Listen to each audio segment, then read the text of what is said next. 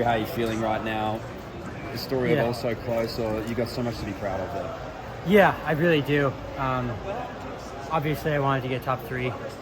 I wasn't qualifying for the Olympics today, but for me, this was more about like just conquering my own self-doubt that I could compete with those guys. And that's what I did. I just kept saying, just keep fighting. Don't give an inch. If you die, that's okay, but just like fight all the way to the end and show people that you belong in that conversation again. So yeah, I mean, it's bittersweet, but it's my second 10K ever, so I feel like there's a good future there. I feel like you were kind of tasked with the job a few times to pick up the moves and try and bring the pack forward. Sort of, was that something you were anticipating, or how did you handle that in your second ever 10K? Yeah, I wanted to be like out the back. That was kind of my race strategy. It was so hot. It wasn't as bad in the stadium, but I just thought a lot of people were going to suffer. And then when Connor took it out kind of quick, I was like, oh man, I even want to be farther back, just because I felt like I could really pick up a lot of the, guys that would come back off the pace. So I felt like I raced it as best I could. Obviously, I led a lot, chase pack, but I was staying relaxed as much as you can, and I feel like I raced my hardest and did everything I could. I mean, there's really nothing I look back on and I'm disappointed about other than not getting top 3, but that's okay. I've got a good life. Those top 3 guys were all sub-27 guys. What told you coming in that you thought you could compete with them? Myself. I just, I have been the worst. I just self-talk the last few years. I just have no faith in my abilities up until this year, and I just worked on that, and I just kept telling myself, you can run with Grant, you can run with Nico, you can run with Woody, and on paper I shouldn't be able to. And so, you really, the body follows your mind, and I just really believed, and I was there. It's there. I know it's there, and so like I said, I'm getting over mental barriers in my head, and that's really important to me. I think when we spoke at the Boston 5K around Boston Marathon weekend, you didn't seem interested in running this race at the trials. Like, what changed that made you want to do it?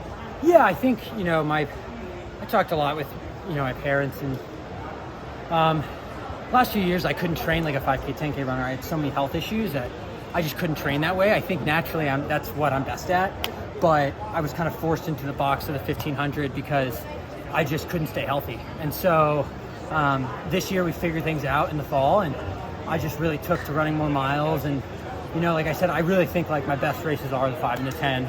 I just haven't been able to do them the last few years because of health stuff. So I feel like I'm just getting my feet wet.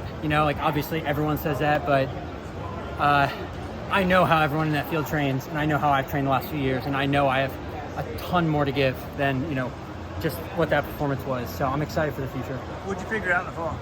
What'd you say? What'd you figure out in the fall? I just had like a lot of breathing stuff that I was working through, and I had back spasms basically anytime I did any more than 2 or 3 miles of work in practice. So I just couldn't run any sort of volume. And so I was just like, let's run the 1500 off of 200s and 300s and see how good we can get. And I'm such an aerobic runner, so I even sucked at that. So for me, I just had to really work on my stamina and work on my endurance. And yeah, that was pretty much what I just had to focus on. And I mean, I can get through a 10K on the track now, and the guys who beat me, one of them's gonna medal probably, so I don't know. Maybe, hopefully Grant. Yeah. In the marathon, they have this quota reallocation system where top 3 can go at the trials, even if you don't have the standard. Do you think that should come to track events, or do you think the qualifying system as it is fair and the right way it should go?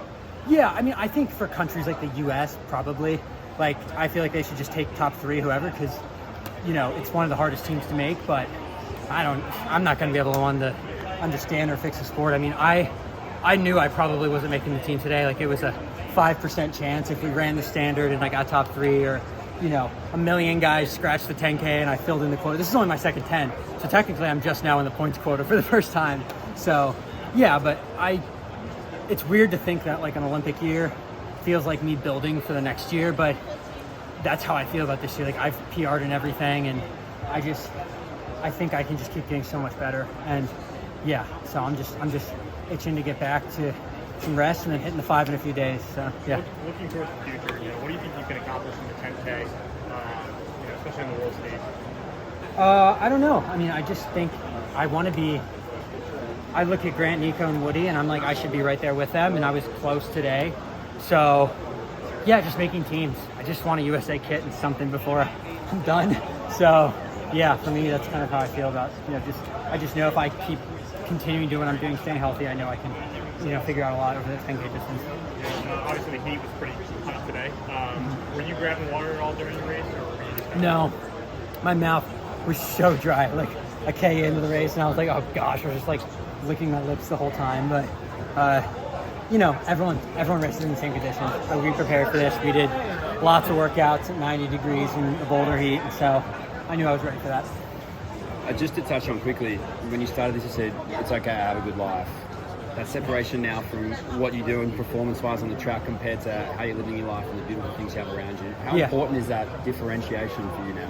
Yeah, I mean, I have a family now. I have a daughter, another one on the way. So. Congratulations. Congrats. Thanks. So for me, I can't have all my stuff in running. Like, I get home from practice and I have the best family. My wife's amazing. My daughter's literally perfect. Like, she sleeps through the night. Like, she knows I'm a track athlete and behaves amazingly. I mean, they're here. I'm staying with them. I know most athletes wouldn't do that. Like, I talk to other guys that have kids. They're like, hell no, my wife's not out here. Their baby's back. I'm sleeping. And I was just like, no, this is a family affair. This is how I run.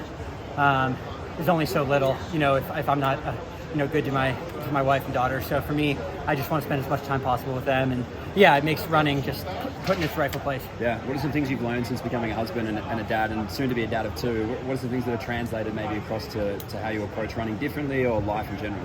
Yeah, just for me, I something I've learned so much this year is I'm so much calmer, because reacting harshly to anything is the worst. When Ella's screaming and everything, the worst thing I can do is get frustrated or show my emotions. And I feel like I've kind of tried to translate that to my running as well, where you can ask my teammates, I'm the chillest dude at practice now. I used to be super high strung, every drill has to be perfect, and I was just such a perfectionist for that stuff. And I was like, that's not even helping, just relax and enjoy what you're doing. And I feel like I've kind of used that from being a dad, and just as translated into my running and performance. I'm the least nervous guy on the starting line. I really am. I used to get so nervous, and now I'm just kind of out there all right, I gotta feed the family, so let's go compete. 100%. Hey, well done, Drew. Nice job. There you go. Thank you.